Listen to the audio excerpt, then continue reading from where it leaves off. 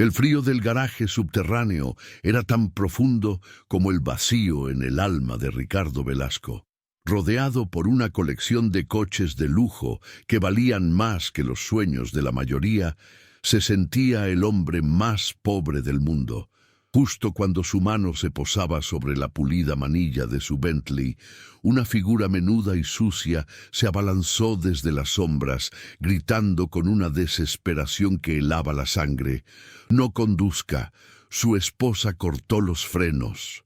Ricardo, paralizado más por la incredulidad que por el miedo, miró a aquel niño harapiento y por un instante un destello en sus ojos le recordó a Isabel, su amor perdido. ¿Qué harías si descubrieras que la persona con la que compartes tu vida es la misma que quiere arrebatártela? Antes de revelarte cómo las palabras de un niño sin hogar pudieron destrozar un imperio de mentiras, haz una pausa. Si crees que el destino puede reescribir la más triste de las historias, toca el like y suscríbete ahora, porque lo que estás a punto de presenciar cambiará todo lo que piensas sobre la justicia y las segundas oportunidades. La verdad que se esconde tras este aviso desesperado es más oscura de lo que nadie podría imaginar. El eco del grito del niño aún resonaba en el hormigón cuando la mente de Ricardo empezó a atar cabos. Su matrimonio con Valeria nunca había sido por amor, sino un frío contrato social para mantener las apariencias tras la devastadora muerte de su primera esposa, Isabel, en un supuesto accidente de coche hacía ya 10 años. Desde entonces se había convertido en un hombre cínico, un rey en un castillo de cristal, pero prisionero de un luto que el tiempo no lograba sanar. La idea de que Valeria, su elegante y calculadora esposa, quisiera matarle era monstruosa, pero encajaba con una frialdad que le recorrió la espalda. De repente, su vida de lujo se convirtió en una jaula de oro con un depredador dentro. Mientras tanto, oculto tras una columna, temblaba el pequeño Leo. No tenía más de 10 años, y las calles de Madrid eran su único y cruel hogar, desde que su madre, una mujer enferma y atormentada, desapareció sin dejar rastro. Lo único que le quedaba de ella era un viejo medallón de plata que aferraba con fuerza. No había sido un acto premeditado, sino un impulso de justicia. Se había refugiado en el garaje para escapar del frío y había escuchado la conversación telefónica de Valeria, una voz cargada de veneno que confirmaba con un cómplice que los frenos estaban listos. Lo que ni Ricardo ni el niño sabían era que ese encuentro no era una casualidad, sino el primer movimiento de una partida que el destino había preparado para ellos. Ricardo actuó con una rapidez que ni él mismo sabía que poseía.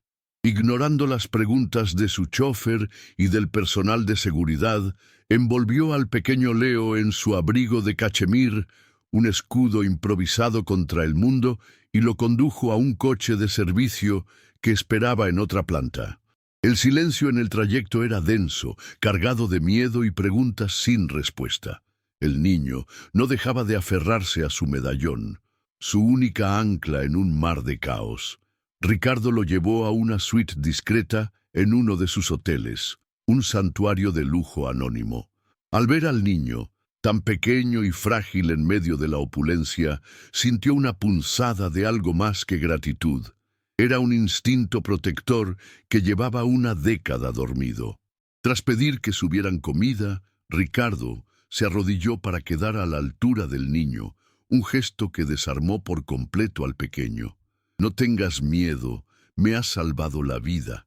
Ahora yo te protegeré a ti», le dijo con una voz suave que contrastaba con su imponente figura. «Solo necesito que me cuentes, con tus palabras, qué fue exactamente lo que escuchaste». Leo, que esperaba un interrogatorio frío, se encontró con una calidez inesperada. Con la voz temblorosa, relató fragmentos de la llamada, la risa cruel de Valeria, las palabras «los frenos están listos» y «por fin seré libre de él». Cada palabra era un martillazo en el alma de Ricardo. conectando el intento de asesinato con las dudas que siempre había albergado sobre la muerte de Isabel. Mientras tanto, en el ático de cristal, el mundo de Valeria se desmoronaba. Una llamada del jefe de seguridad la informó del inexplicable accidente del Bentley dentro del garaje y de la misteriosa desaparición de Ricardo. El pánico inicial dio paso a una furia helada. Marcó el número de su hermano Sergio, su cómplice en la oscuridad. Ha fallado, siseó al teléfono. Alguien le avisó. Un maldito niño de la calle, según las cámaras. Encuéntralos, Sergio. Encuéntralos antes de que sea demasiado tarde. Inmediatamente después, comenzó a tejer su red de mentiras, llamando a sus contactos en la policía para denunciar a un pequeño delincuente que, según ella, había estado acosándolos y probablemente había manipulado a su vulnerable marido. Ricardo sentía cómo la desconfianza inicial hacia el niño se transformaba en una profunda admiración y un cariño naciente. Este pequeño ser valiente le había devuelto la vida. Fue entonces cuando su mirada se fijó en el objeto que Leo no soltaba, un viejo medallón de plata que colgaba de su cuello. ¿Puedo verlo?, preguntó con delicadeza. El niño asintió y se lo entregó. El corazón de Ricardo se detuvo. El metal frío en su palma le resultaba dolorosamente familiar. Con dedos temblorosos, lo abrió. Dentro, grabadas, estaban las iniciales R&I. Era el regalo que le había hecho a Isabel en su último aniversario. El aire se le escapó de los pulmones.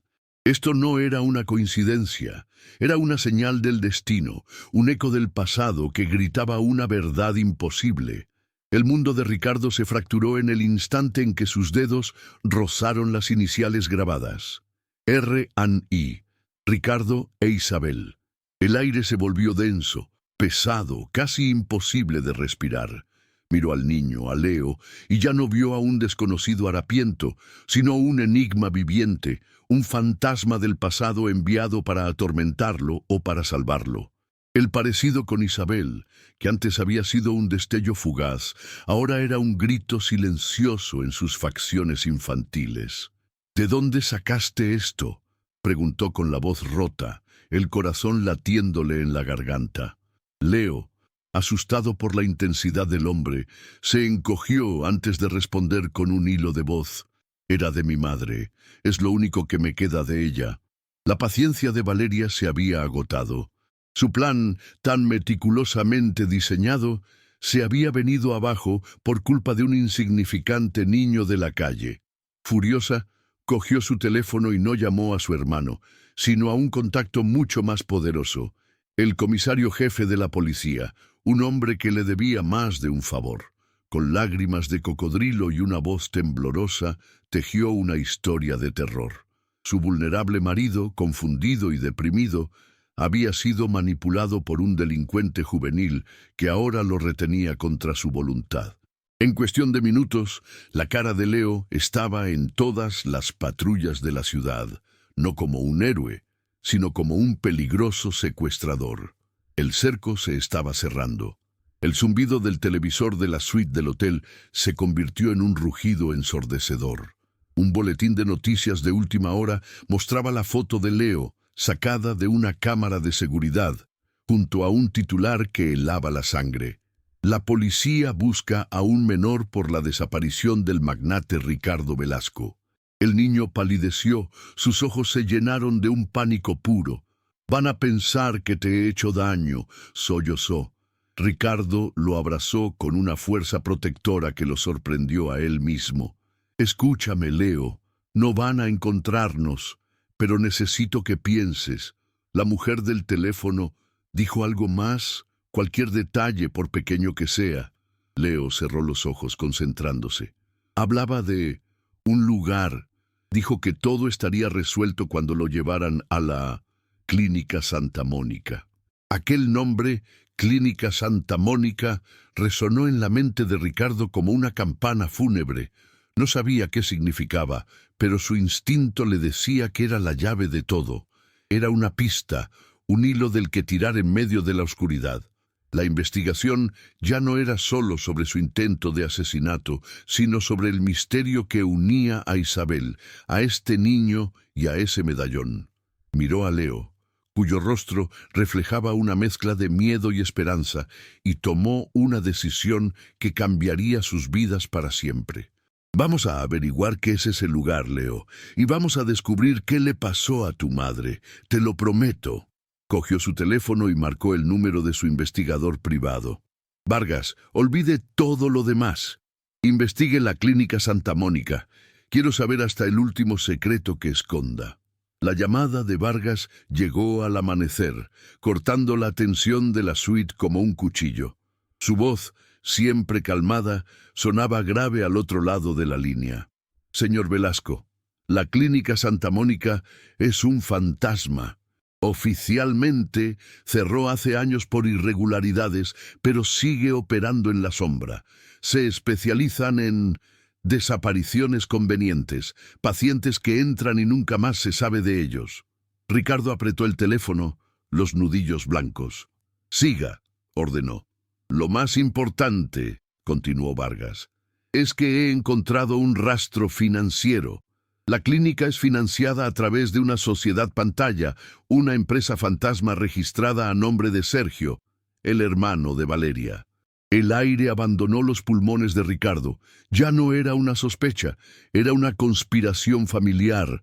La rabia fría y afilada reemplazó al miedo. Con la información de Vargas, el tablero de juego cambió por completo. Ricardo ya no se escondía, ahora cazaba.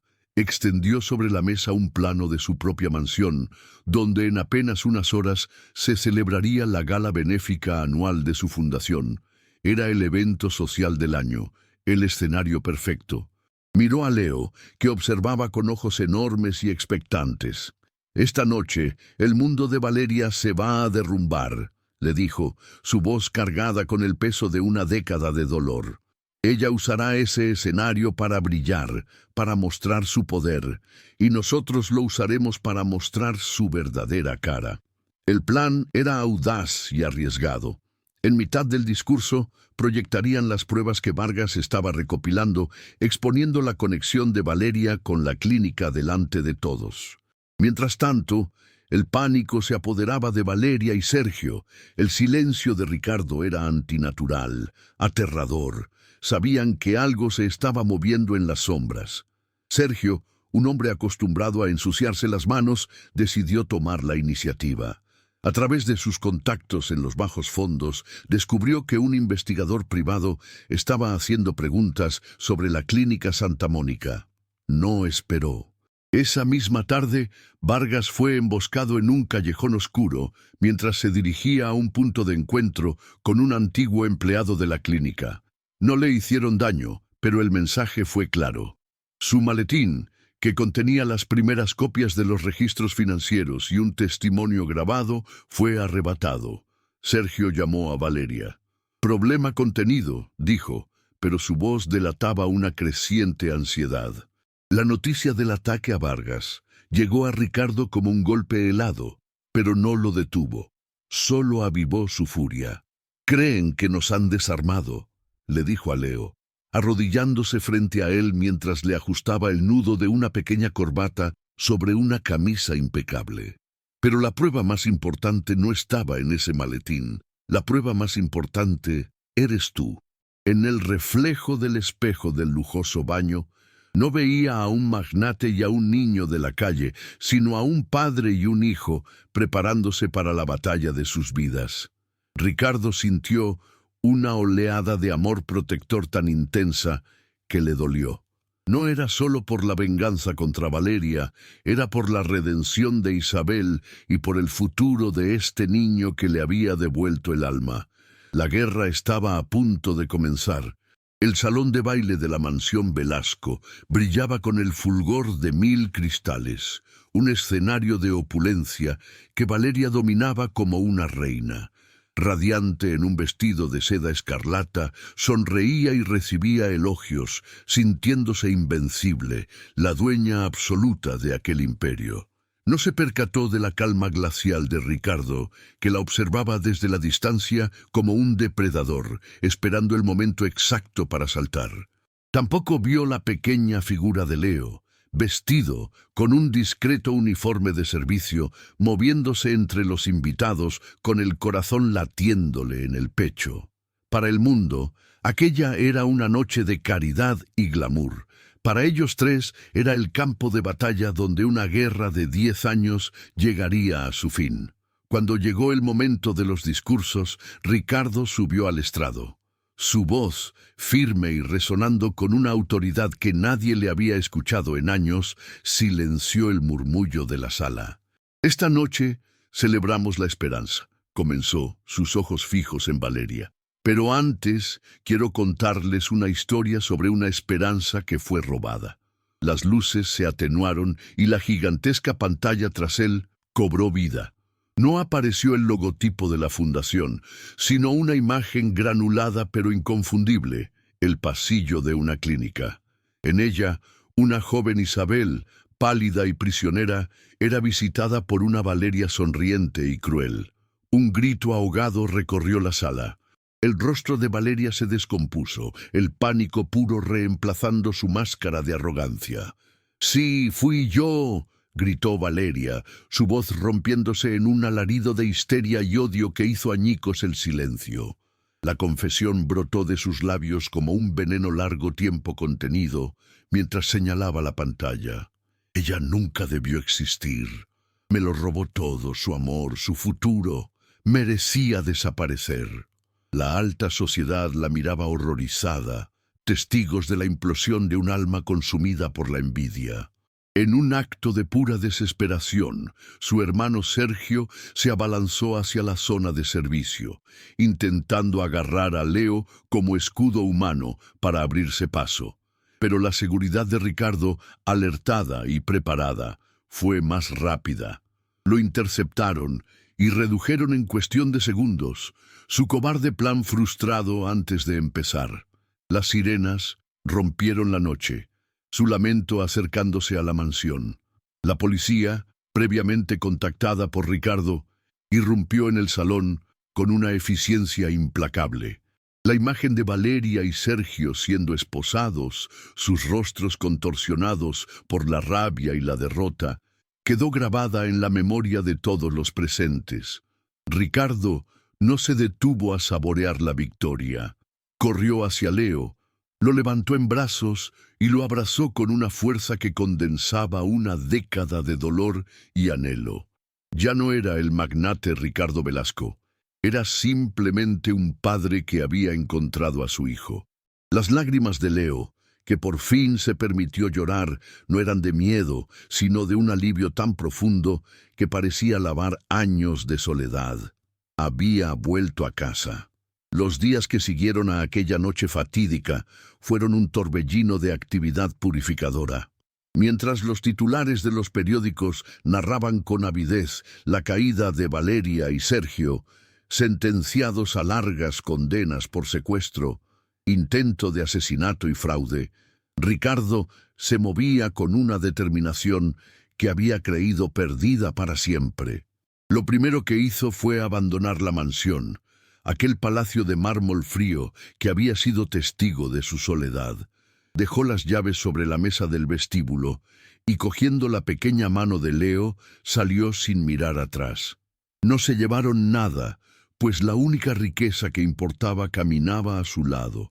Aquel lugar ya no era un hogar, sino la tumba de una vida que no le pertenecía, y al cerrarse la puerta, un peso de una década se desvaneció de sus hombros.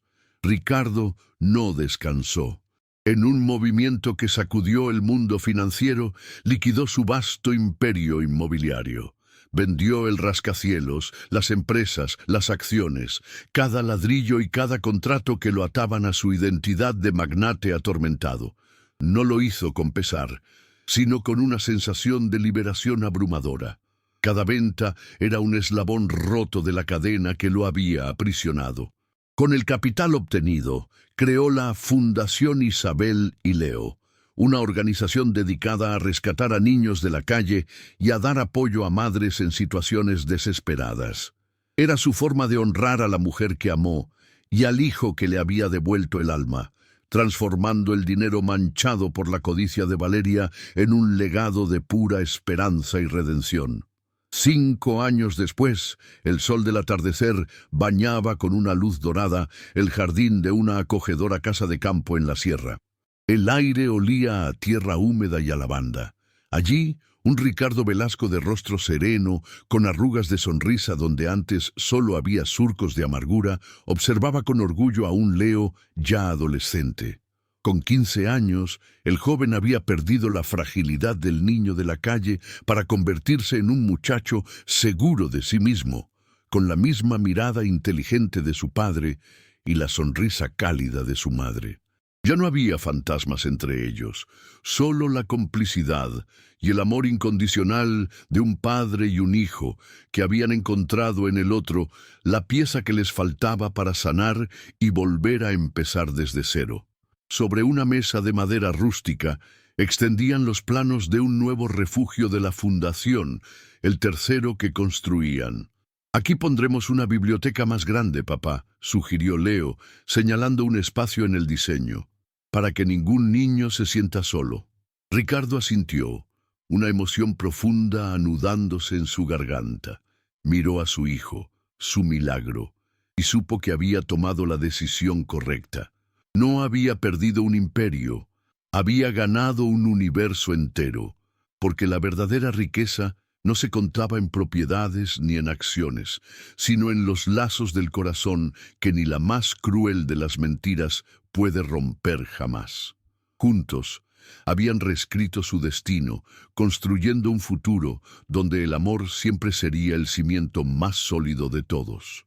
La jornada de Ricardo y Leo demuestra que el amor, forjado en el dolor y la verdad, es la fuerza más poderosa del universo. Si esta historia de redención ha tocado tu alma, compártela para que más personas crean en lo imposible. Y suscríbete para más relatos donde el bien siempre triunfa, no importa cuán oscura sea la noche. Juntos vamos a celebrar las segundas oportunidades que solo el destino puede crear. La historia de Ricardo y Leo no es solo el relato de una venganza cumplida, sino la crónica de 2 almas rotas que se encontraron para sanar juntas. Al abandonar la jaula de oro que era su vida, Ricardo no perdió un imperio, sino que se deshizo del peso de una existencia vacía. Encontró en los ojos de su hijo la herencia de Isabel, el amor verdadero que creía perdido para siempre. Y Leo, que solo conocía el frío del asfalto y la crueldad del abandono, descubrió el calor de un hogar, la seguridad de un abrazo y la certeza de que, sin importar cuán oscuro sea el pasado, siempre hay un lugar al que pertenecer. Juntos, transformaron el dolor en un propósito, construyendo un legado de esperanza sobre las ruinas de la traición. Su viaje es un poderoso recordatorio de que el destino, a veces, escribe con renglones torcidos para llevarnos a la felicidad más pura. Nos enseña que la verdadera familia no siempre es la que nos toca por sangre, sino la que elegimos con el corazón, aquella por la que estamos dispuestos a luchar contra el mundo entero. El amor que unió a este padre y a este hijo, forjado en el secreto y revelado en el peligro, demostró ser una fuerza imparable, capaz de derribar el más elaborado de los castillos de mentiras y de iluminar la más profunda de las oscuridades. Su final feliz no es una casualidad, sino la justa recompensa para 2 corazones que nunca dejaron de buscar la verdad, incluso cuando todo parecía perdido. La jornada de Ricardo y Leo prueba que el amor, forjado en el dolor y la verdad, es la fuerza más poderosa del universo. Si esta historia de redención ha tocado tu alma, compártela para que más personas crean en lo imposible y suscríbete para más relatos donde el bien siempre triunfa, no importa cuán oscura sea la noche. Deja tu like para celebrar este nuevo comienzo y únete a nuestra comunidad. donde juntos vamos a celebrar las segundas oportunidades que solo el destino puede crear. Porque cada historia como esta nos recuerda que, al final, el corazón siempre encuentra el camino de vuelta a casa, sin importar los obstáculos que se interpongan.